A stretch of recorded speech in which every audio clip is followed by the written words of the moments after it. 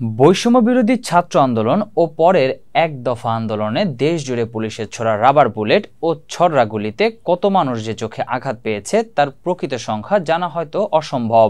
শুধু রাজধানীর দুটি হাসপাতালে চিকিৎসা নিয়েছে হাজারেরও বেশি মানুষ। হাসপাতাল সূত্র জানায়, চিকিৎসা নেওয়া এসব মানুষের মধ্যে ৩৯০ জন এক চোখে দৃষ্টি হারিয়েছে, উভয় চোখের দৃষ্টি হারিয়েছে ২১ জন। গুরুতর দৃষ্টি স্বল্পতা দেখা দিয়েছে আরও প্রায় ২০০ রোগীর। জাতীয় চক্ষু বিজ্ঞান ইনস্টিটিউট ও হাসপাতাল কর্তৃপক্ষ জানায়, ১৭ জুলাই থেকে ১৯ আগস্ট পর্যন্ত এই হাসপাতালে চিকিৎসা নিয়েছে ৭৪০ জন। ভর্তি রোগী ছিল ৬১০ জন। অস্ত্রোপচার করতে হয়েছে ৪৯৫ জনের চোখে।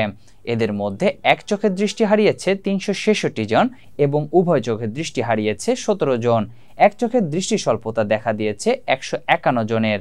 অন্যদিকে ঢাকা মেডিকেল কলেজের চক্ষু বিভাগে ২৫০ জনের বেশি রোগী চিকিৎসা নিয়েছে বলে জানা গেছে।